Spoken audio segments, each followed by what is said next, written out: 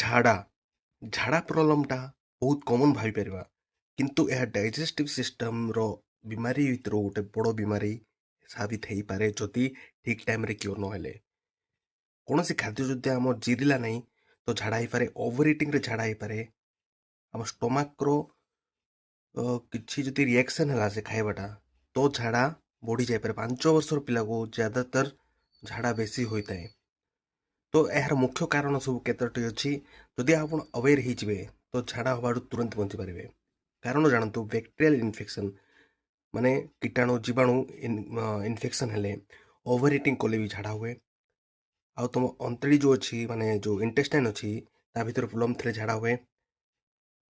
ଆଉ contaminated food ମାନେ ବିଷାକ୍ତ ଫୁଡ୍, ଖାଦ୍ୟ ପାଣି ଯେଉଁଟାକି ମଇଳା ଥିବ, ସେ ବ୍ୟାକ୍ଟେରିଆ ମିଶିଥିବ, ତାହା ଖାଇଲେ ଝାଡ଼ା ହେଇଯିବ। ଲିଭର ପ୍ରୋବ୍ଲେମ୍ ଥିଲେ ବି ଝାଡ଼ା ହେବ।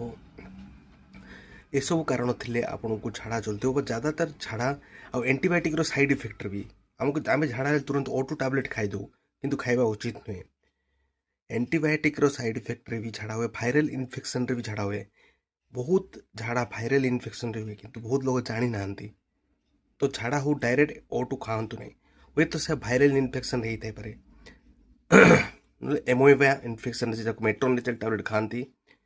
ତ ଏଇଟା ଝାଡ଼ାର ସବୁ କାରଣ। ନେକ୍ସଟ ଭିଡ଼ିଓ ଦେଖିବା ତାର actually real treatment without medicine, with medicine ଆମେ କେମିତି କରିପାରିବା। ଭଲ ଲାଗିଲେ ସବସ୍କ୍ରାଇବ୍ କରନ୍ତୁ।